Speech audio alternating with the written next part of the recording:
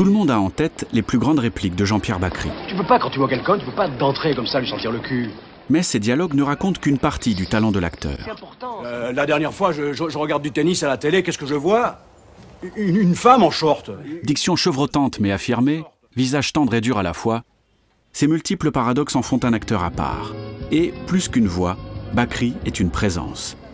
Si on se souvient tant d'une réplique incisive, il est pas con, lui. C'est bien grâce aux moments qui l'ont précédé, à toute la mise en scène qui l'entoure. Oh putain, merde! De Philippe Muil à Agnès Jaoui, en passant par Alain Chabat et Cédric Clapiche, Vous voulez boire quelque chose? les nombreux réalisateurs qui ont travaillé avec l'acteur l'ont bien compris.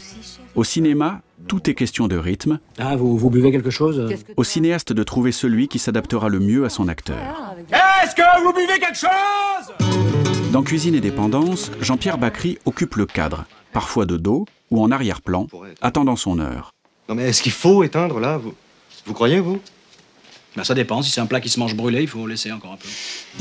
L'acteur est comme une bombe à retardement. On sait qu'il va exploser, mais on ne sait pas quand.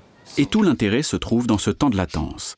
Ces répliques sont fortes parce qu'elles arrivent au bon moment, quand il ne peut plus les retenir, quand elles éclatent, soulageant à la fois le personnage et le public sous tension. 2 heures de retard, et pour finir, un prétexte débile, trouvé à la va-vite, même pas foutu d'inventer quelque chose de plausible, il n'y a que du mépris là-dedans. Ils se sont excusés, Georges, c'est ça. Le comique repose autant sur le jeu de l'acteur que sur le tempo du découpage. Ils découvrent les embouteillages. Ça fait 40 ans qu'ils habitent ici, ils devraient être prévenus maintenant. S'il sait parfaitement faire vivre ses dialogues, Investissement d'imbécile, ouais. Jean-Pierre Bacri est un acteur physique. Sa silhouette, ses mimiques sont tout aussi importantes que ses mots.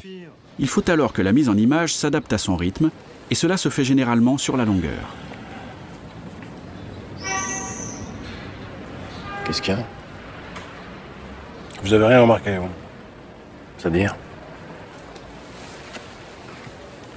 Vous n'avez pas vu que je me suis rasé la moustache? C'est donc autour de l'attente que se construit le jeu de Jean-Pierre Bacri. Les silences sont importants, tout comme les regards. Qu'est-ce qu'il y a? Il n'est généralement pas le personnage moteur des scénarios. Au contraire, il subit les événements. Il me fatigue. Bon, je voulais être tranquille, moi. Je vous l'ai dit, je vous l'ai redit. Un jeu sur la réaction qui est le concept même de Cuisine et Dépendance. Le film ne montre non pas les faits, mais les coulisses, les répercussions d'un repas entre amis catastrophique. Tu te caches? Non, j'ai une sorte de bouffée de chaleur. Le jeu du comédien ne peut que s'épanouir et se révéler dans ce cadre.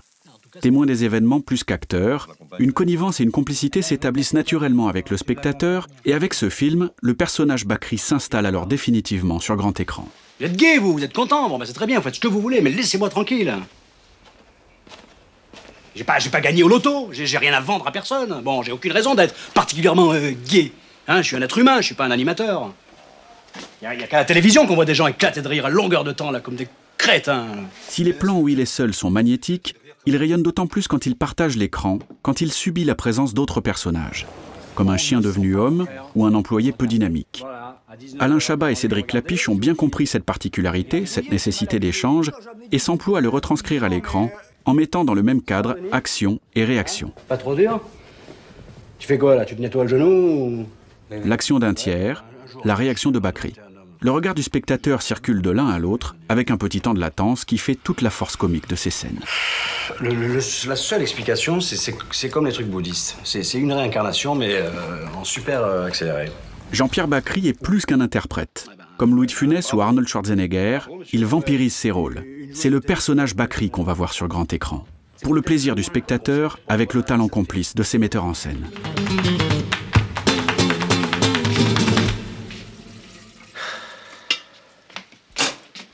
T'as quelque chose de fort, genre eau de vie, ou on commence à s'emmerder ferme là-bas.